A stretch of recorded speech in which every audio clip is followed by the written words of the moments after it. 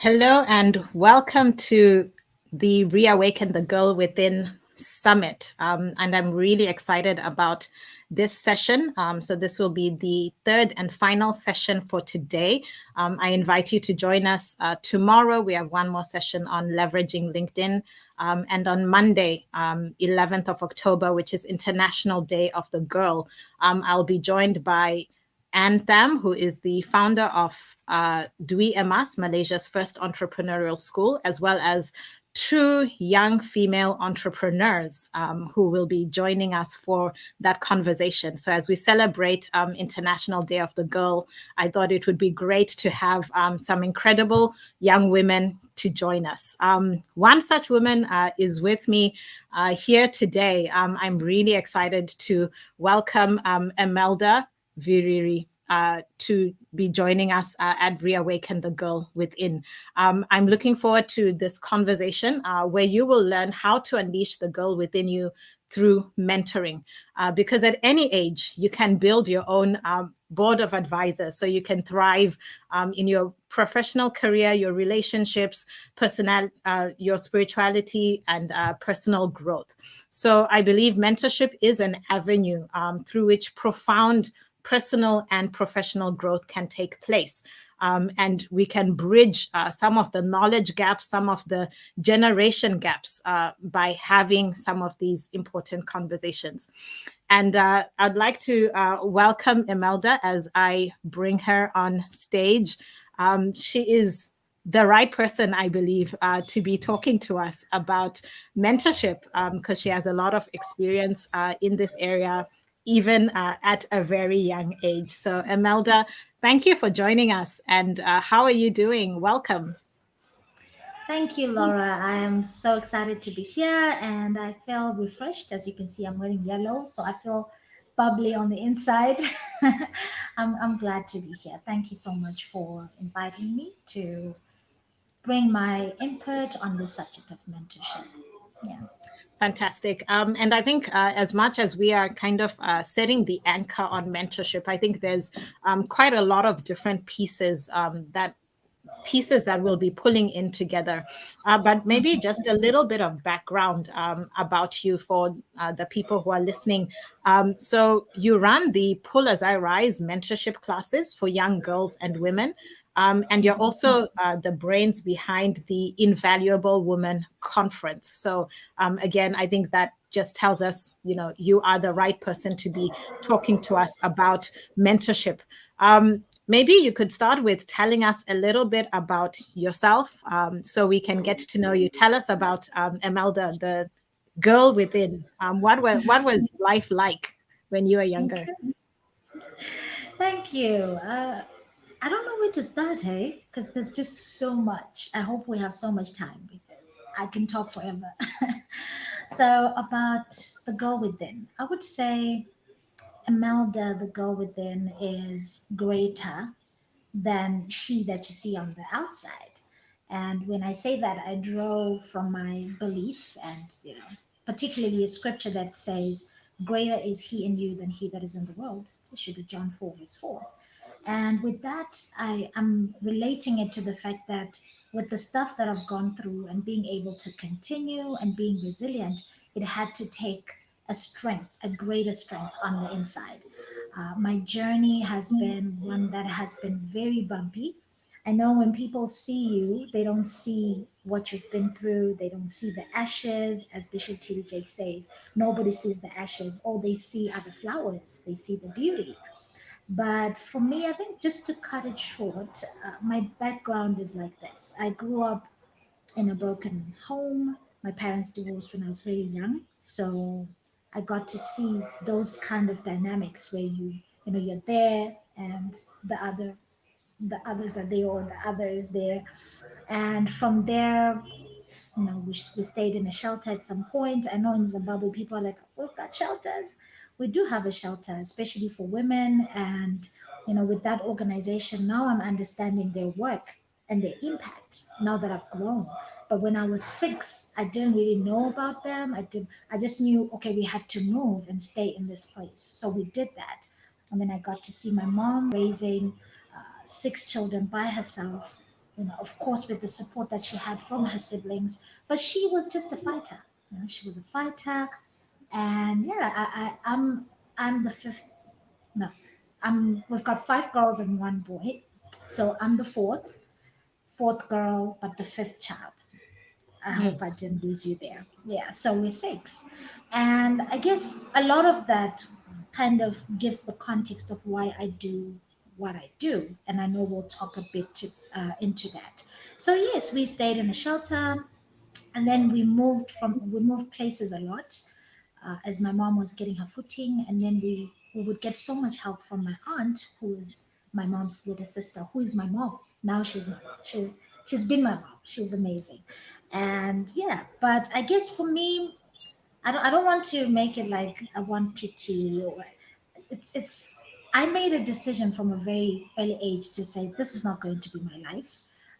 A life of struggle, a life of having lack at some point, a life of tears, and then using that as an excuse to become this crazy person where you say, "Oh, I'm this because this happened to me." No, I made a choice to say, you know what, I am going to be intentional about the legacy that I want to live. So, yes, I've been on a journey of people coming around us to support us.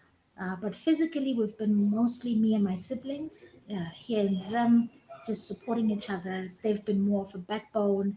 And I think you can see that if you're six, that's a big number. So we've got each other. And that's the beauty of having, I think, a big family also, and having a family that actually cares about who you are and what you do.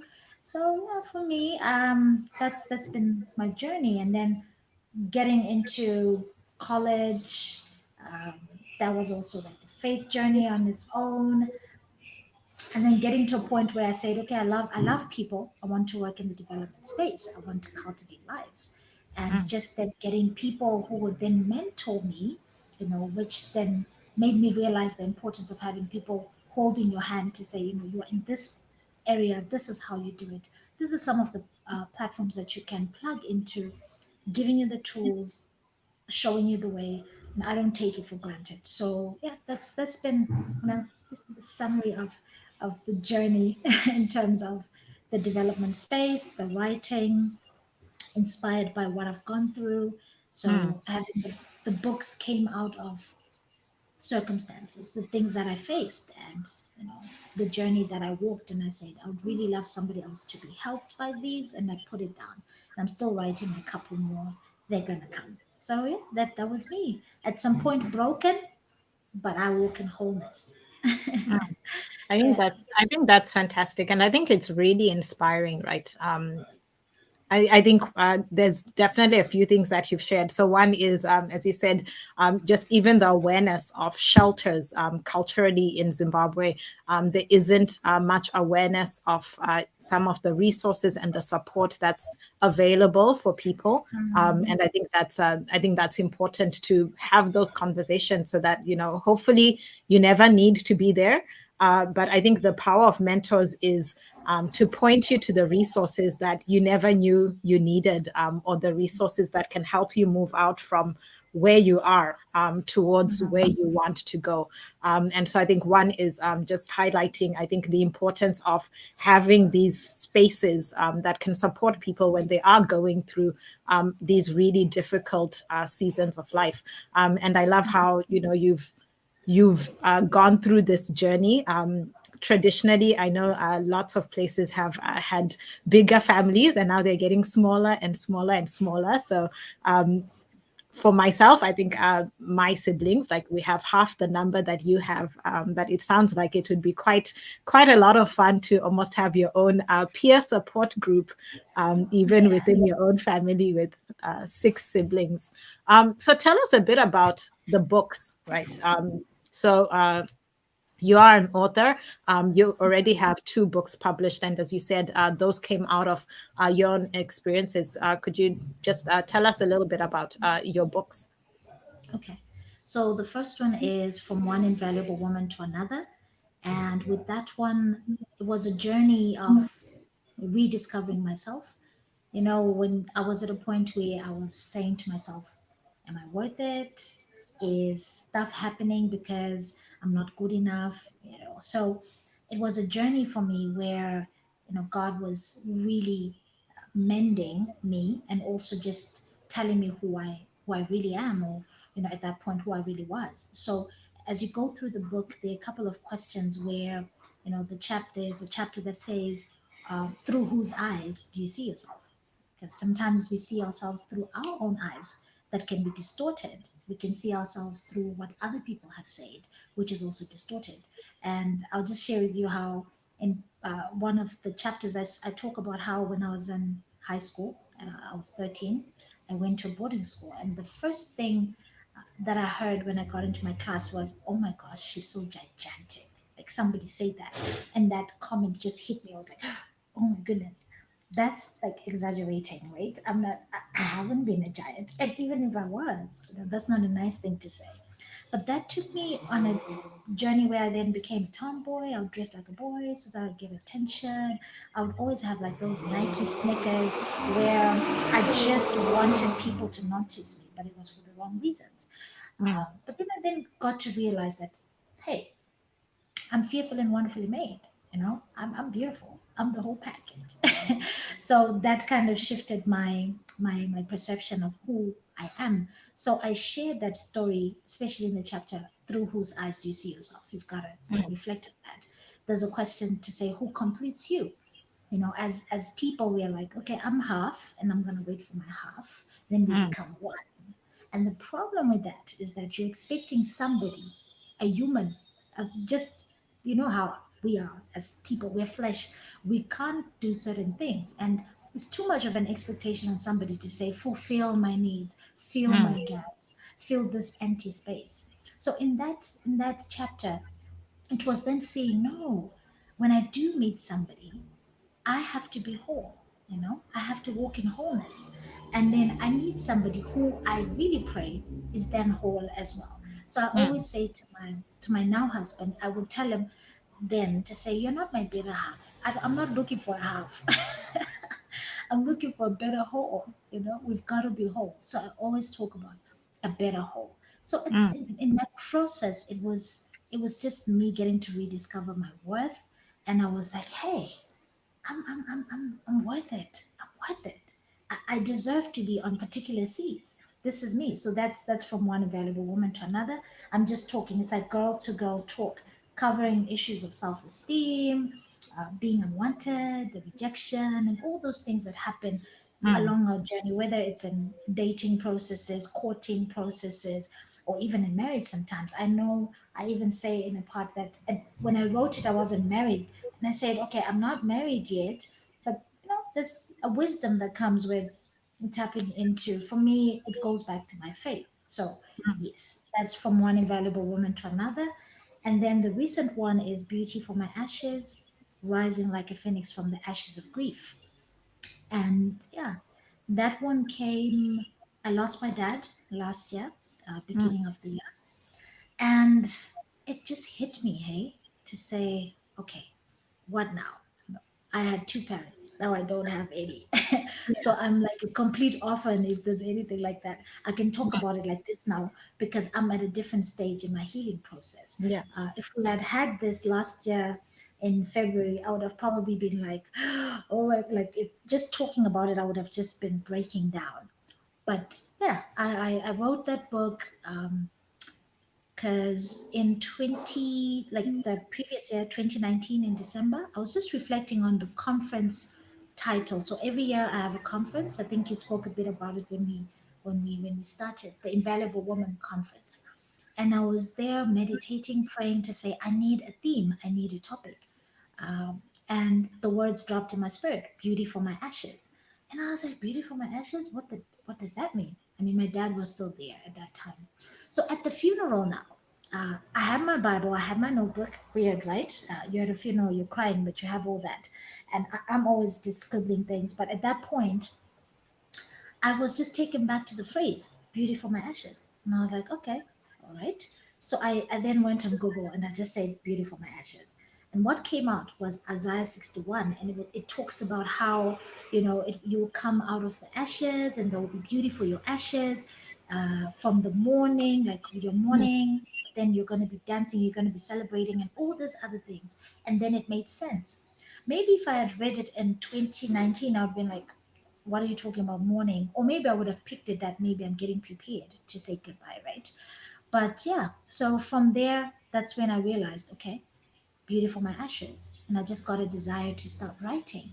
Because one thing I realized with grief is that, or even whatever pain, disappointment that you're going through, when you allow yourself to be broken, to be mended again, what happens is, I hope it's okay for me to keep referring to my faith because that's my foundation. So, what I talk about in the book is that your pain then gets converted into passion, it gets converted into purpose, it gets converted into power, and then it gets converted into perfect peace. So in the book, we're talking about grief. I tapped into my background in psychology.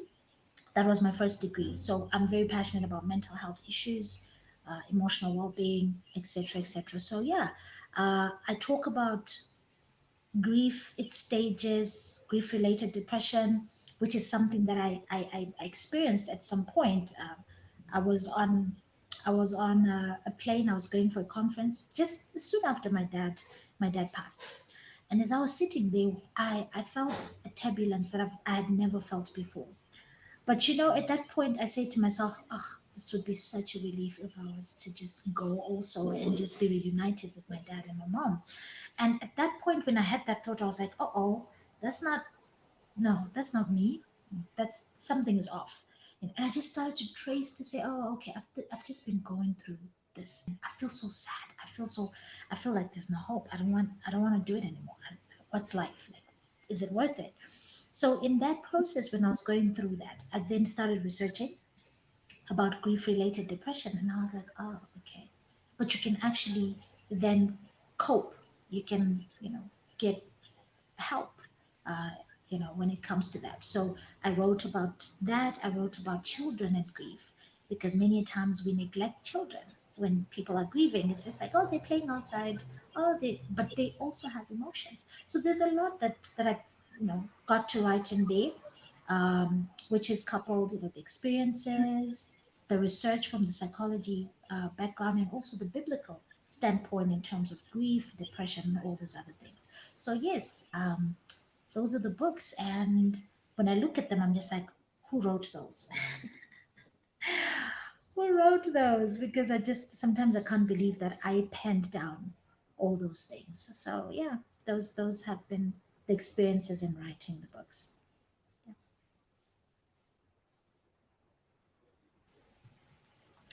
Um, excuse me, my voice. It's okay. So I do appreciate, I think, hearing about the books. I think I need a drink. Okay.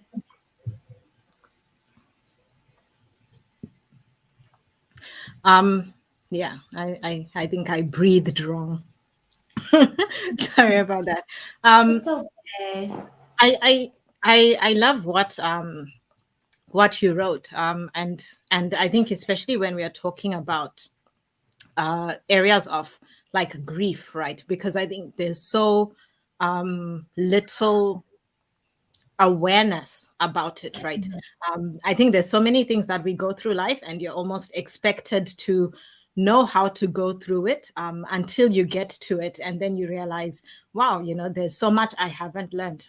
I realized that when I lost my mom, and I was just thinking about how oftentimes we learn about relationships and dating and marriage, we learn about parenting, and all these different things, but like prior to that I'd never heard about where do you go to learn about grief, right? To even prepare yourself, because I think Mhm. if nothing else, right, grief, death is the one thing that happens to every single person. And so I do love that. I think it's important. And just tying that back to just the idea of mentorship, I think there's almost this element of what is it that when you are at that point of really difficult situations, Mhm. how have you prepared yourself to get there? And I think mentorship is seeing the people who have been through that journey or that process,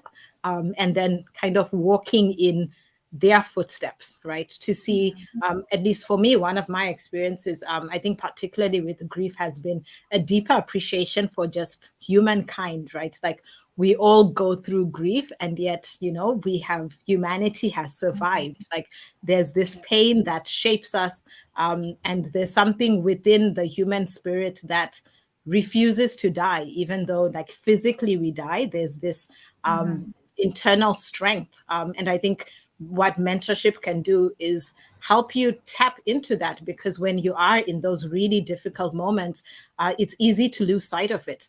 But when you True. actually almost like lift your head and see that other people have been through this, other people have survived, there must be a way, right? Like I might not Mhm. be able to see the way. I might feel like, I'm in a tunnel and I cannot yet see the light at the end.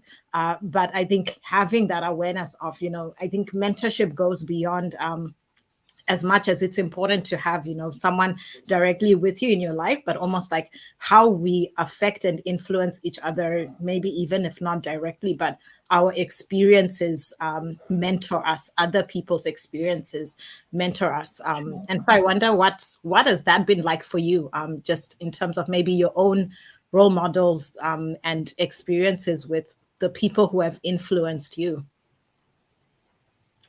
Okay, so for me, with my role models and mentors, I think the first would be my mom, my mother's, both my biological mom and also my aunt, who's now my mom, to say just that guidance, to in terms of life, generally to say, okay, life is like this, and you are just like a piece of whatever is going on around you, but you can you can move forward, you can make a difference, you can choose to have a career and reframe the narrative. So from my moms, I think just looking at them and how they did things or doing things has also just helped in that way. So those are my number one role models. And then I've had mentorship from different people, because with mentorship there's also different areas. I think some people feel like, okay, if I'm going to have a mentor, it has to be one mentor for everything, but then that's very unrealistic because people are strong in different areas. So for Mm, me, I have, you know mentors in my space in terms of development work. They're people that I've actually gone to and like knocked on their doors like, I need mentorship, which is one thing that I'm not afraid to do. And for one of them, which is actually a win for now, I had to, continue to be like, are you free? Is your schedule free now? And until such a time when even the PA was like, you know what, we're slotting you in for Thursday at 2 or Thursday at 12. It's 12:30 actually. We had coffee. It was beautiful. And we've started the journey, right? So you have to be able to knock. So, development, I have mentors for that. For my spirituality, I've always had mentorship from one of my pastors, who's also a coach. And she has been more like an all rounder. When it comes to grieving, I love her approach because she always says, don't listen to people who say be strong all the time. Like, if you feel like you really need to break down, especially, how it is, you're crying, it's the funeral, you've just lost somebody, and then someone just tells you, be strong. How can I be strong in this kind of sentence? So I love how she's so honest about that, and she's like, you know what, cry it out. Do you feel like smashing something, smash it. She's amazing, god bless her. She's amazing. And then when it comes to relationships as well, she's somebody who always guides to say, as you're making decisions, be discerning. Also look at who you are, don't compromise your values, etc., etc. So she's more like an all-rounder. And then, yeah, I'm still, as I've gotten into marriage, I'm still to get somebody who's like really walking with me in that area, because it's different every day. But if you just acknowledge that you don't know everything, I don't know everything, but I'm willing to learn. And that's something I just consciously do. I learn. And internationally, I love Pastor Sarah Jakes. I love, her name is Coach Tracy Malone, and she's just become very, very inspirational to me. And that's where I've also said, I'm going to invest financially even to get that one-on-one mentorship and coaching. And this is something that many of us don't do. We feel like, okay, if I tell you I need mentorship, just do it for me. Like I'm entitled to it. And I don't want to invest time. I don't want to be committed. I don't want to buy the lunch. Maybe their only free time is during lunchtime when they need to eat. And you feel like they should buy you food when it's supposed to be the other way around. So with me, I've learned to invest. I sacrifice. If it's time, fuel, I will go to where they are. I sacrifice, that money that I have, if I have to buy them tea, if I have to, not that you're buying anything, but it's just showing that, I'm willing to go the extra mile to learn, because that's what you're Yeah. doing when you're being mentored. You're drawing from somebody, you're drawing from their wisdom, and they have to set aside time for you to pour into your cup. You've got to appreciate that. And I think Mm, as young people, it's something that we really need to do, and to be less entitled, because we feel like everybody owes us. Everybody mm, owes me. The world should just give me what I want. But what are you willing to give? What are you mm. willing to sacrifice? And that's the thing with mentorship. So you've got to be willing to sacrifice. You've got to be willing to invest. Yeah. So for I me, love how you talk about, I think the idea of investing in yourself. And yeah. like, I'm not too sure if it's a leap, but I think that also for me connects to the value that you have in yourself, and you talk about the invaluable woman. But I think part of that is investing in yourself. As you said, it's are we how much time, how much effort are we willing to put in to our own growth? And oftentimes, I think maybe the challenge is in certain areas it's not always quantifiable, right? Like Mm-hmm. if I want to learn, to invest, chances are, someone will be willing to invest money because they're like, I will get money back. But let's say whether it's relationships or even like your own Yeah. personal growth, oftentimes Mm-hmm. we neglect some of those most important parts of ourselves, which is developing the character in order to better manage the money that you make, for example.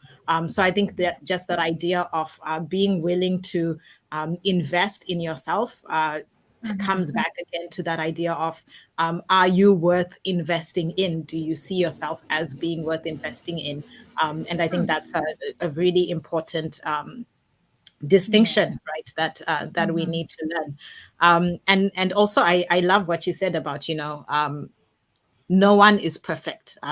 Oftentimes, like we put people on a pedestal, and we're like, I want you to mentor me, and then we are expecting them to, have every single part of their lives to be excellent in all of that. And I think there is a, Yeah. baseline level of acceptable baseline level. But I think it's really finding the people who are excellent in each of Mm-hmm. those areas. And so that's why I think of it as like a board of advisors for yourself. The way that you do that for your company, you get wise Yeah. counsel, you get wisdom, you go out, you get, insights that you might otherwise not get. But when you actually bring together all these different areas, I think it makes a huge difference. True. So tell us about the Pull as I Rise mentorship program. Like how did that come about? Okay, so I, I was just hearing this statement a lot, like women pull each other down. Right?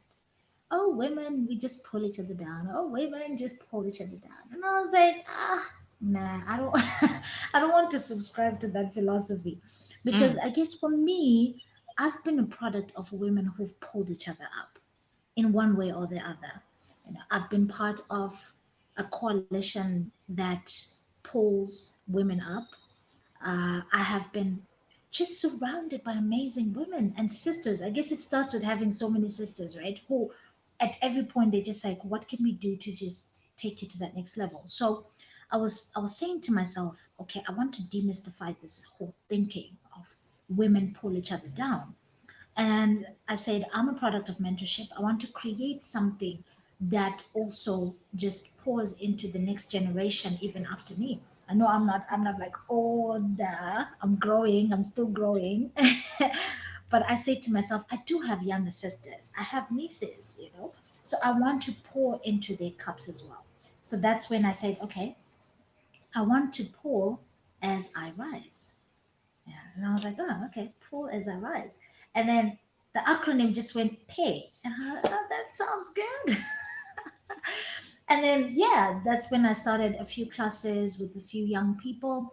And I realized that a lot of young women just need someone to take time to just sharpen a skill. And we would do, the vision board exercises, how to be a smart money woman, of course, borrowing from the Smart Money Woman book.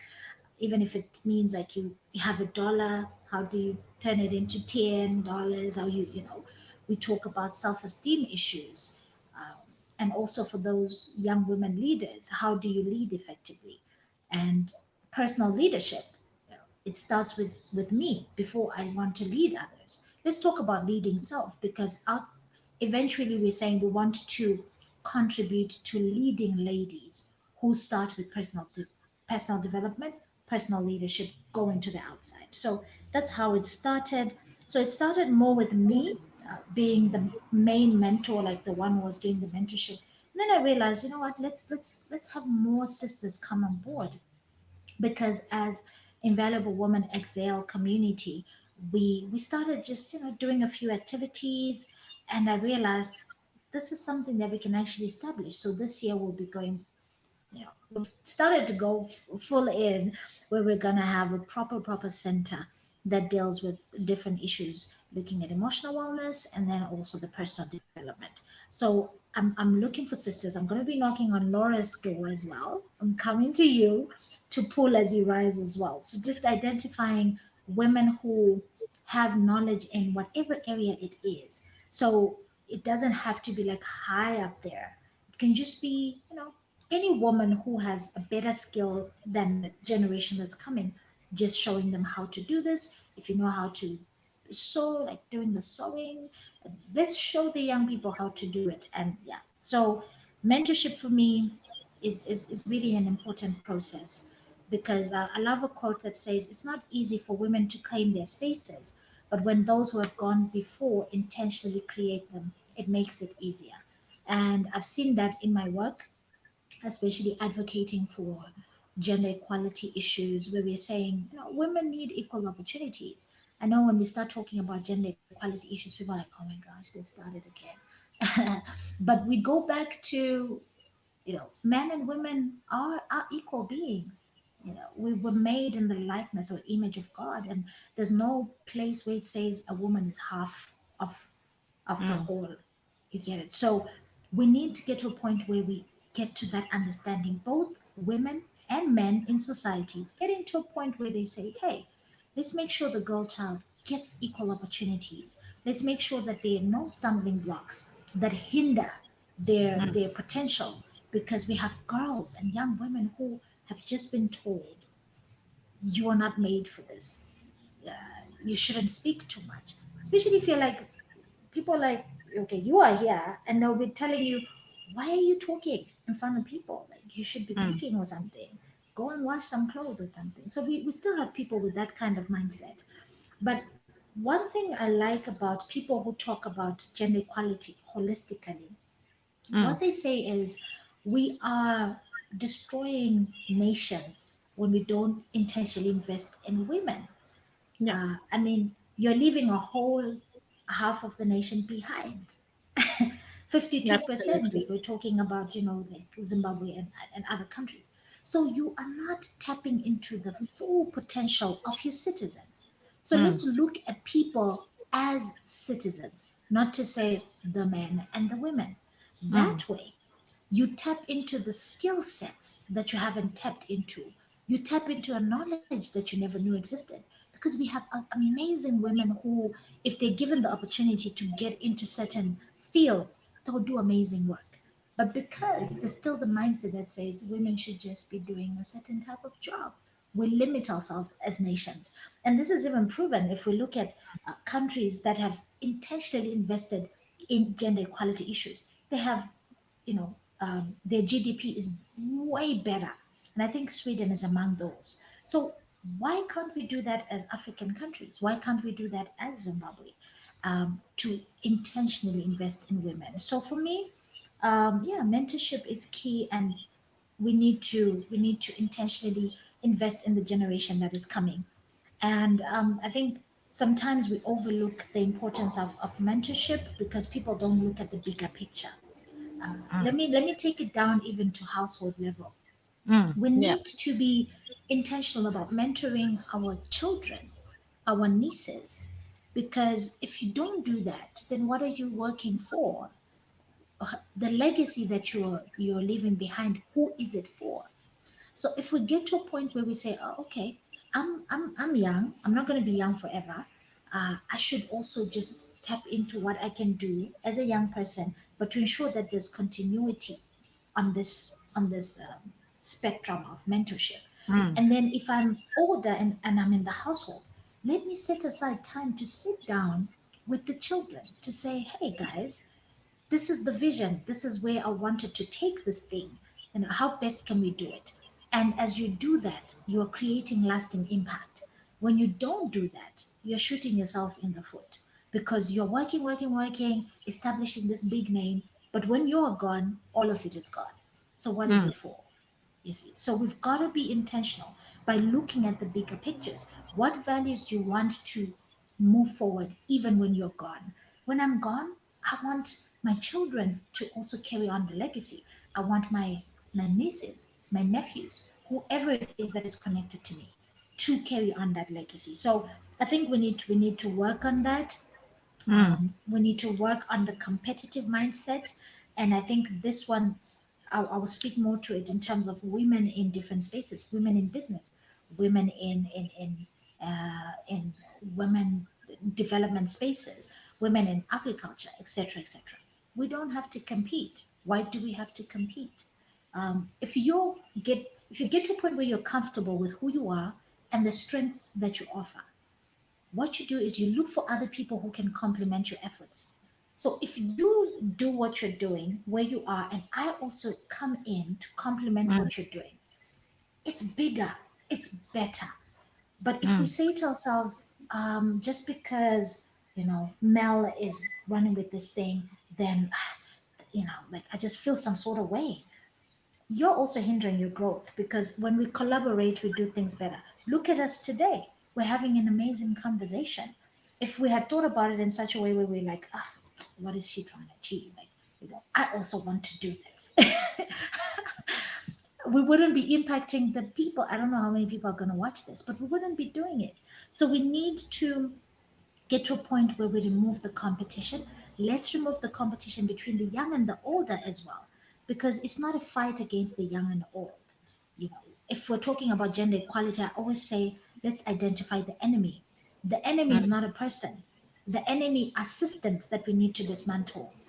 The enemy are the enemies are the norms that are in society that we need to address. You get it? So let's not fight each other, but let's complement each other's efforts. So I think mentorship can be hindered by that. I'm just now running with I talked about the pay, the mentorship, Mm. why it's important, and why people sometimes kind of don't understand why it's important. So Yeah, yeah. I love how you've I think the 2 points that you've just made, really intentionality, I think is one of the keys.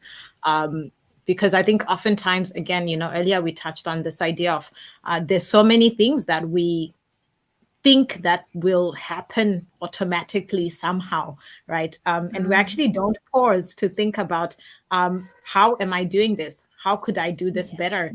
Is this even what I want to do, right? And then being Mm, able to translate that. So maybe if you're a parent, then that intentionality also comes in, that being a parent isn't just your physical presence, but it's how you are nurturing, how you are developing the individual that you've been entrusted with.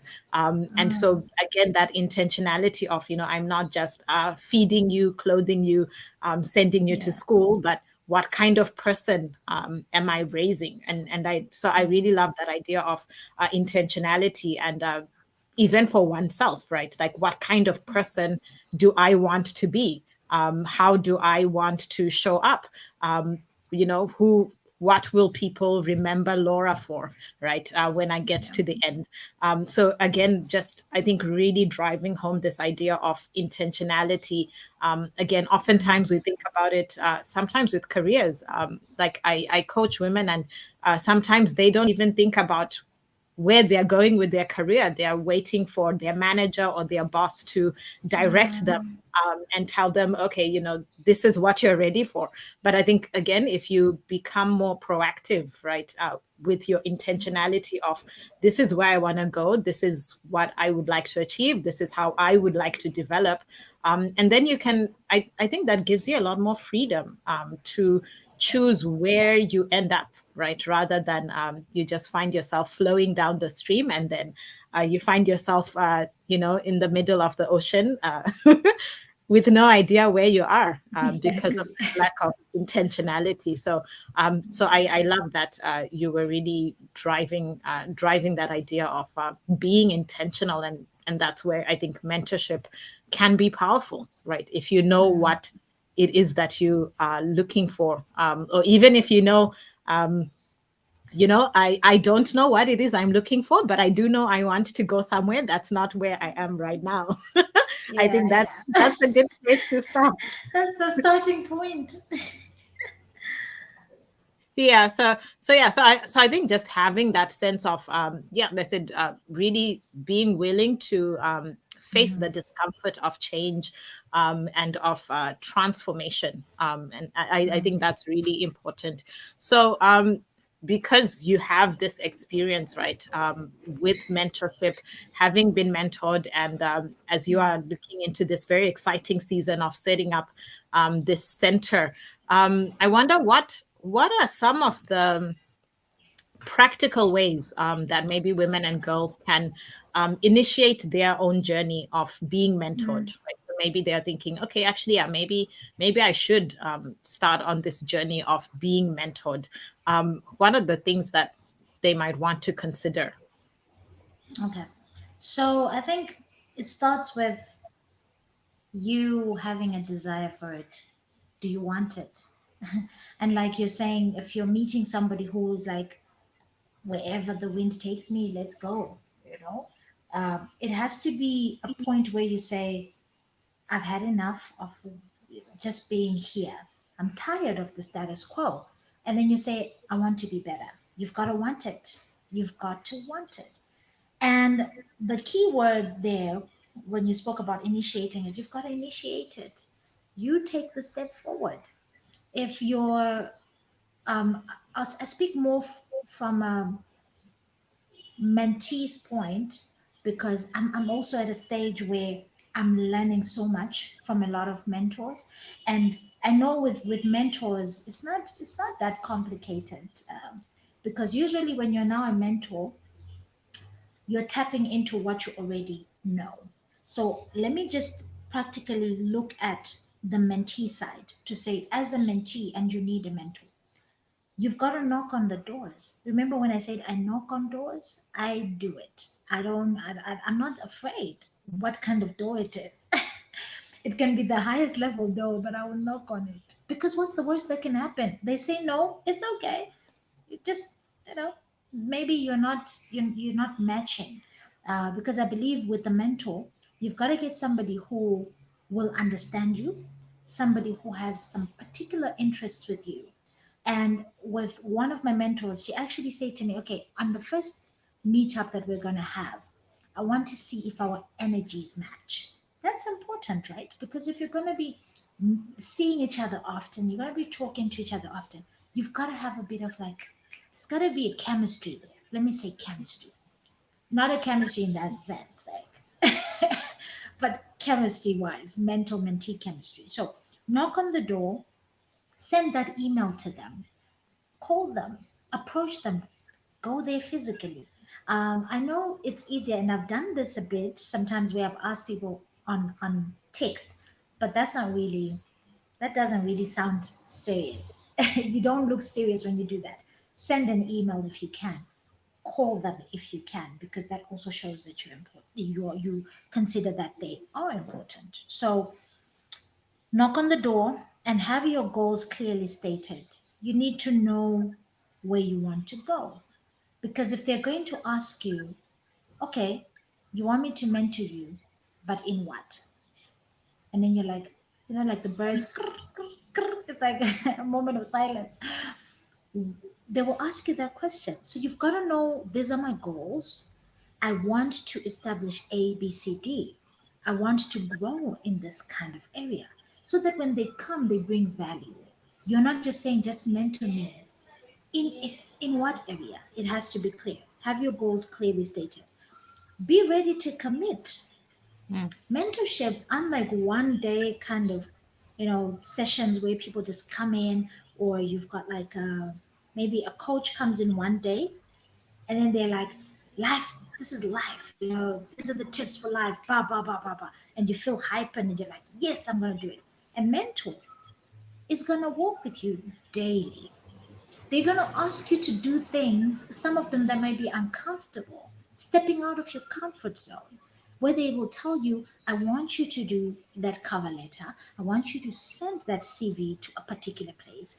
I want you to, sacrifice sleep maybe an hour, whatever, because they're people who are there to sharpen you, bringing out the best in you. So you've got to be willing to commit. You've got Mm. to be willing to make time. You've got to make time. uh, a lot of us just say, oh, I've been so busy, I couldn't do it. If you do that a lot of times, they're just going to give up and be like, you know what, they're busy anyway with their lives. So they don't owe you anything. They don't owe you anything. So that's when you then see, they went quiet, and you're like, oh my goodness, because they're so high up there, they don't want to talk to me, or because they feel like they're too busy, they don't want to talk to me. No, it's because you're not committed and you're not making time. So you've got to commit and make time. And then going back to the aspect of investing, you've got to invest in whatever it is. It might be the time that we're talking about, it might be the bus fare to go to whatever space that you're in. And with mentors, it can actually be um, peer mentorship, peer to peer mentorship.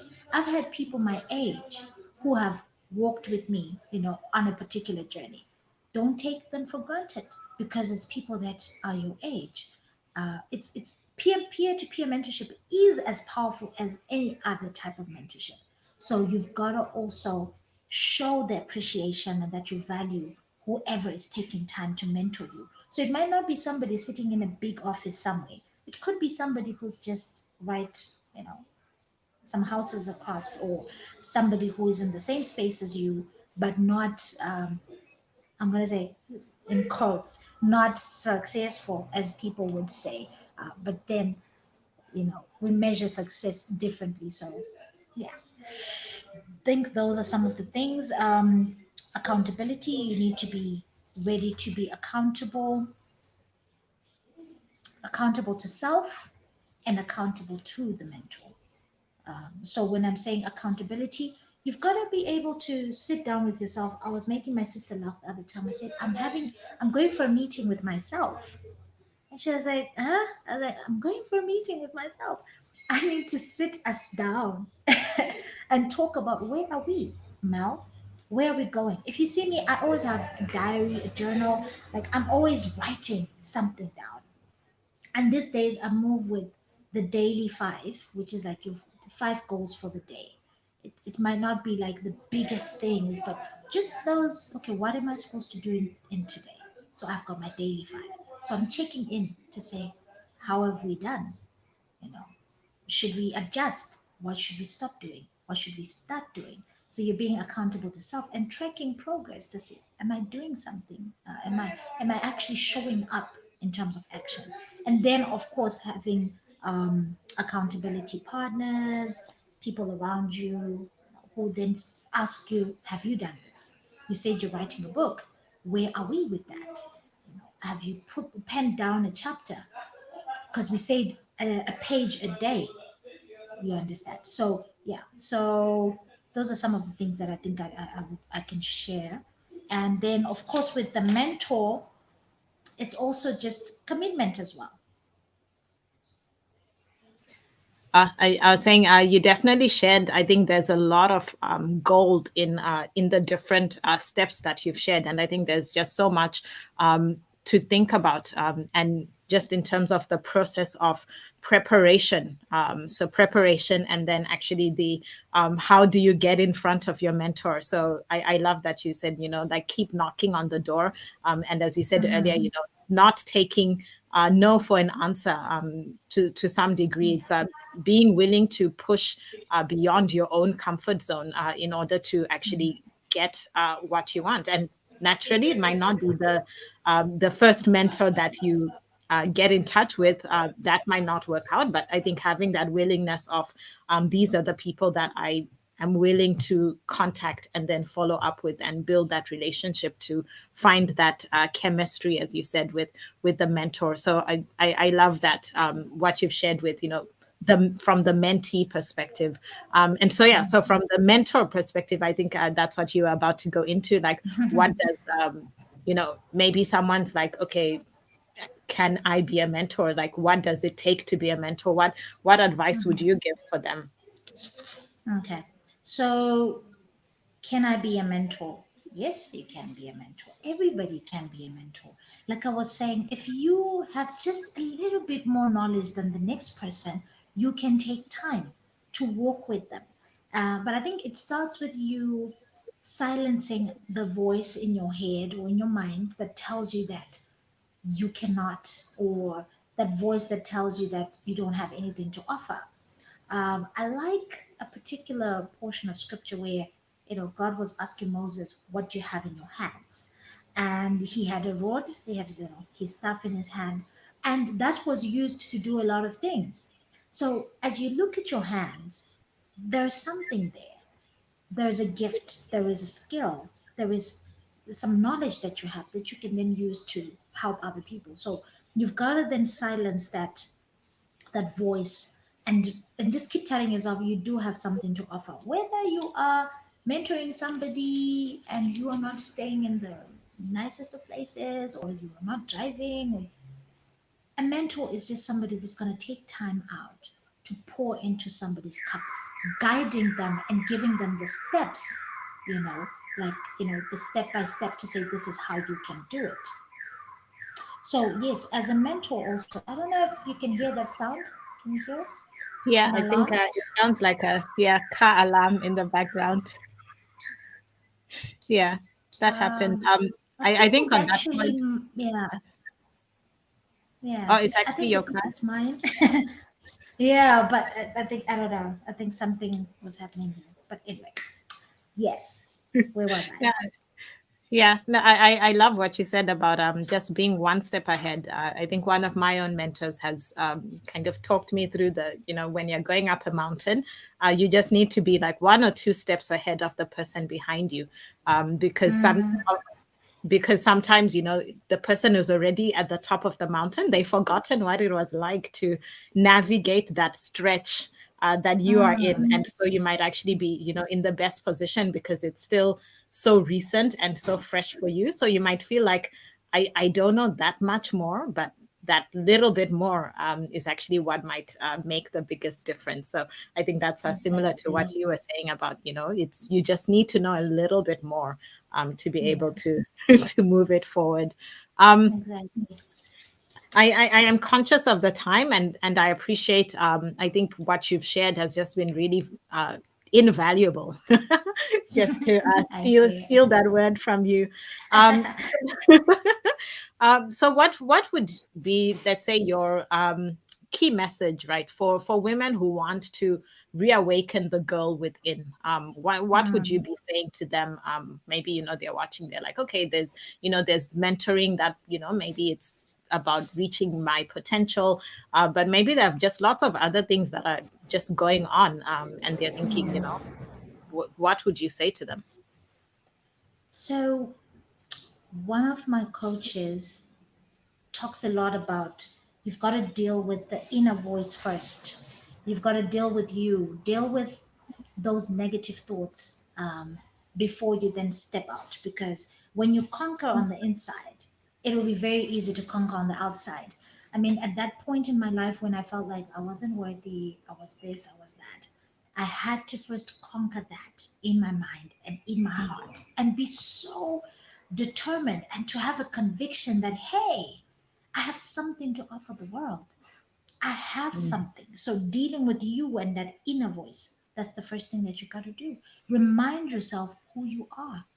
Some people have forgotten, and maybe some people don't even know. Who are Mm, you? Who are you? What are you? What mm, drives you? What are you passionate about? What makes you smile?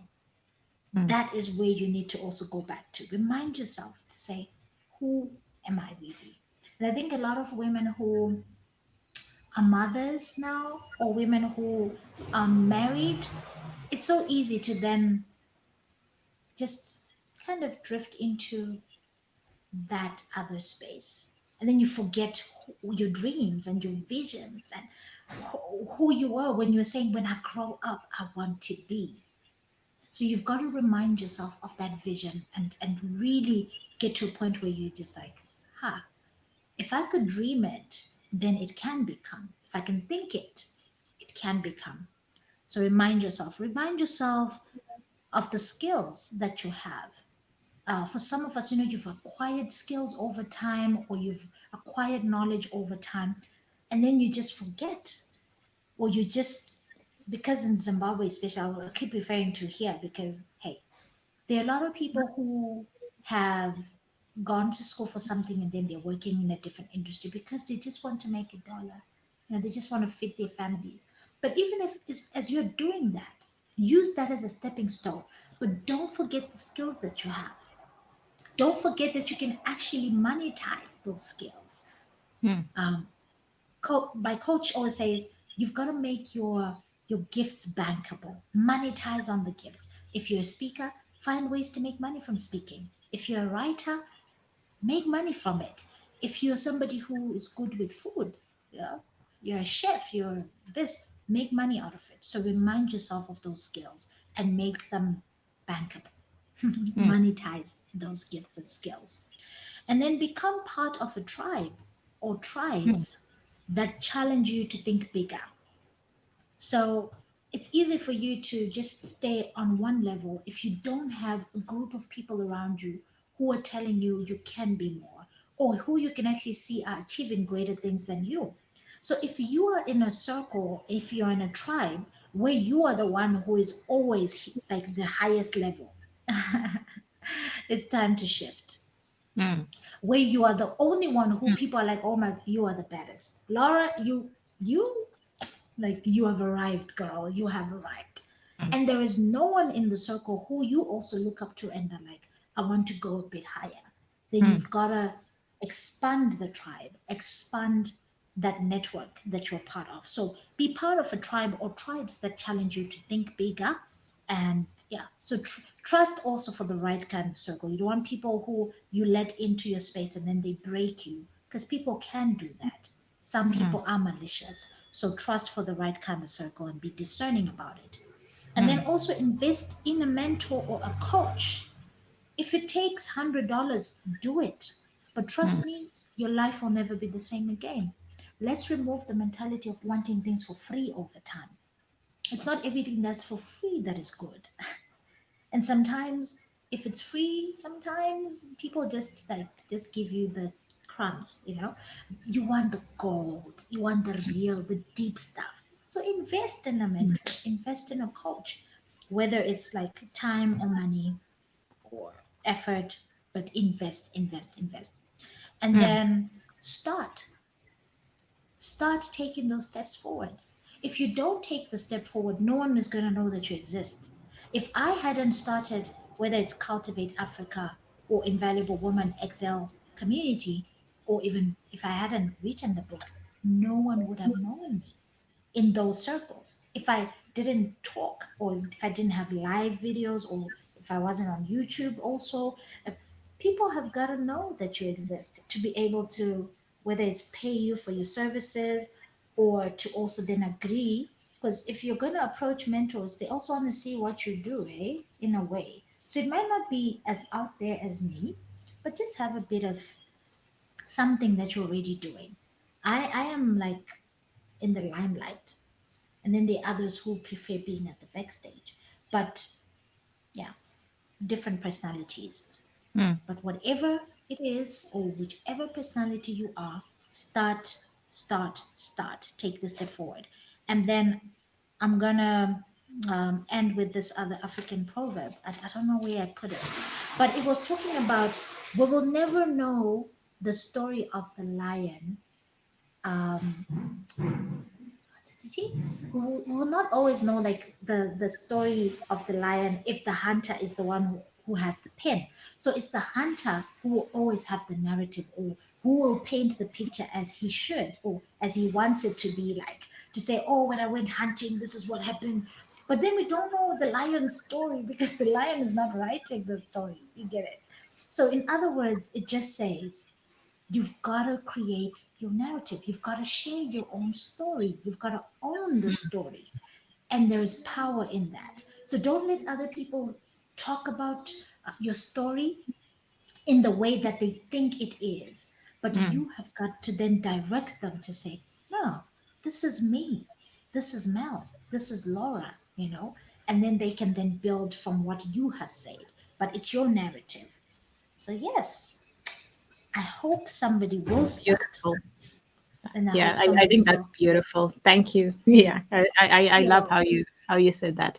And the idea of the that the victor writes the story, right? It's whoever wins is the person who writes the story. And I think in Hmm. some sense, by even choosing to write your story, you are choosing to be the victor, um, Yeah, and not the victim, of your exactly. story and everything that's happening. So thank you for that. So what's next for you? So you mentioned you're setting up a center, but like what does the future look like? Because it sounds like an exciting season and an exciting time of growth and expansion, even for yourself. You mentioned you're learning Yeah. from different people, you're exploring different things. So, what's next? I feel like, like, I don't know how to explain it. Where there's pressure building on the inside and it's just about to pop.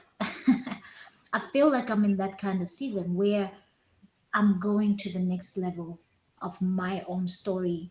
Uh, you know how we talk about from one level of glory to another. I feel like for me, I'm transitioning to that level where it's just gonna be like, wow, right? So we have plans. We have plans in terms of ministry work because I also do that with my husband, and we're going to be doing a lot of ministry work. I am biased towards women, so yes, I will do a lot of women. I do love the brothers as well, like with the godly love, but I'm biased towards women, and I'm not even ashamed to say it.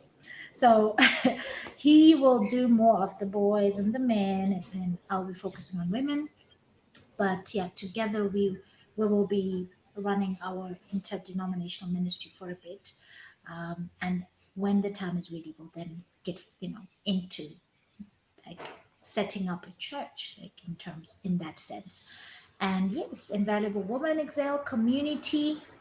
I think it's gonna. I feel that it's gonna grow because we are a sisterhood. We're a sisterhood that believes in emotional wellness of women. So we want to create a place for you to come and refresh, to refuel, to recharge, and Mm. exhale.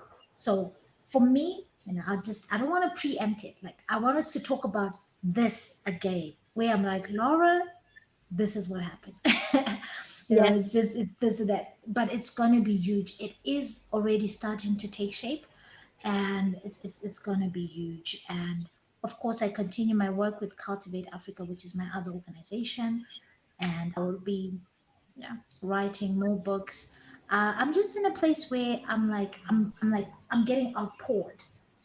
God gave me so many skills, so many gifts, and I'm just like, I'm not going to limit myself to saying, I'm just going to do the speaking, I'm just going to do the writing or Mm. the singing, or I'm going to do everything in the best way that I know how to do it.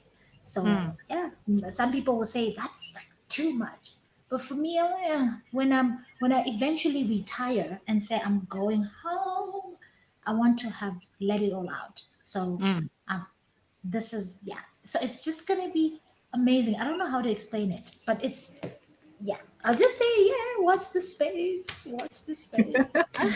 I will. I think we will be watching this space.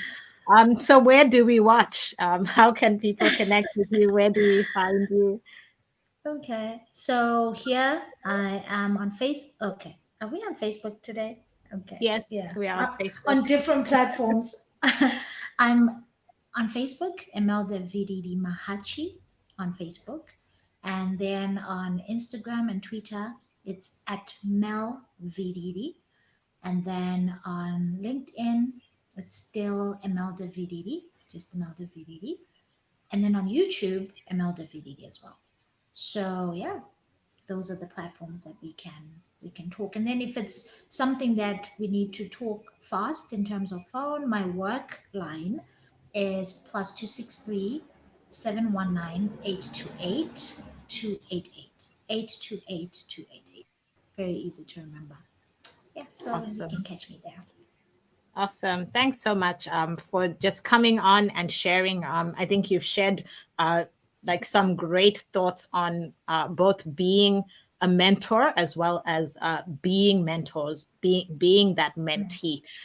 So once again, thank you so much for joining me here at the Reawaken the Girl Within Summit. I think it is absolutely fantastic. I think just to connect, to learn from each other, and to co-create, I think, the platforms from which women can springboard. And really, why one of the reasons I was so excited to have you is because I think we do have that same sense of Yeah, we want to bridge the gaps. yeah. Pull as I rise. I love that concept of how do we make sure that the things that we have learned are closing the gap so that others don't need to start where we started. They can actually start further along the way, so that over time, you can accelerate and learn from our challenges, our mistakes, the things that we've done. And again, I'm only one or two steps ahead,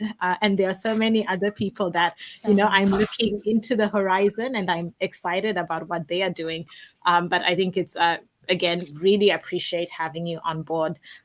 This is hosted by Women in Leadership Limelight. So, raising up leaders. Thank you. Leadership isn't just what happens when you're at the top of the mountain, it's, every single step along Mm, the way. So, I'd love to hear from you. What are your maybe closing words, or just like some thoughts on charting the way forward for women in leadership? okay, so I think I did talk a bit about it to say it starts with personal leadership and leading self.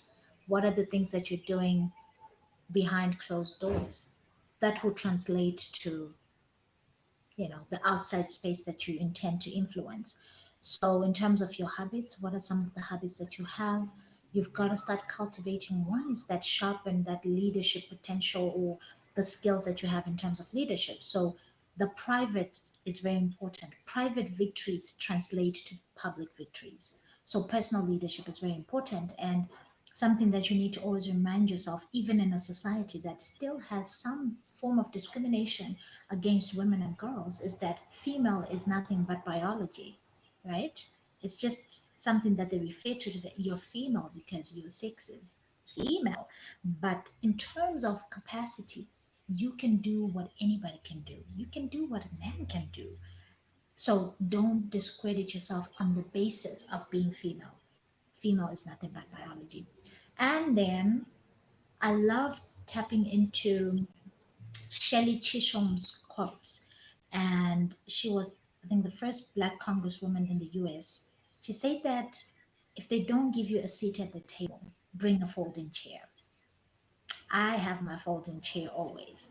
Listen, you're not going to be invited to some of the spaces. You've got to just show up anyway. Gate Mm, crash if you have to. But be in the spaces where things are happening, because sometimes as women leaders in various spaces, you're just waiting for somebody to call you. You're waiting for somebody to invite you.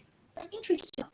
Hi, I'm Emelda. I'm so passionate about this. How this can I come out and contribute to whatever is happening here. And when you start moving forward, okay, it means that you've got to invest in personal development and the knowledge in whatever area, because you're carrying a folding chair to a table that's going to look at you and say, okay, so what do you have to offer? So you've got to be somebody who always researches, research, get loaded. So that when it's time for you to speak and contribute, you're not just, just being like, you're somebody who will then contribute meaningfully to whatever space that you're in. So yeah, for me, I think that's something that I'd love for the women leaders to know. Oh yes, and the other thing is resources can be a problem for women, especially with organizations. Like when we run NGOs and you're starting a business, it can be difficult, but you can start. If it's a business, start wherever you are. Start wherever you are. That is the most important thing to do. And then find sustainable means of income generation, even for an NGO. That's something that I've gotten to learn now, to say, let me not just rely on funding. What are some of the things that we can offer? If it's the center, what is it that we can offer? That some women who can afford to pay can pay for certain things that can then fund those that cannot afford. So you've got to come up with a model that is sustainable, to say, if I don't have funding, I can actually generate income. And then my business, I can start wherever I am. And then you build from there. So, yeah, those are some of the things that I'd like to share. Fantastic. Thank you so much for joining us, and looking forward to, I think, many more conversations. I think as we walk our parallel paths and explore how to release and fulfill all of our potential and pull others up with us as we rise. So I'm looking forward to having you. It's been wonderful to meet you, Emelda, and thank you so much for being here, especially as we celebrate International Day of the Girl. For me, it's, reawakening the girl within. It's, girls of every age, regardless of your age, your background. I think when we reawaken to who we are, who we can be, those possibilities, I think really, I think the possibilities become endless. So thank you so much. I look forward to seeing you again. Let me Thank you. So the Women in Leadership Limelight is a platform that shares leadership insights, supporting ambitious women to heal, flourish, and grow, leading themselves and their teams from personal mastery to living a powerful legacy. So we look forward to having you join us for some of our future events. We have more sessions coming up in the next couple of days. So we hope that you'll be able to join us.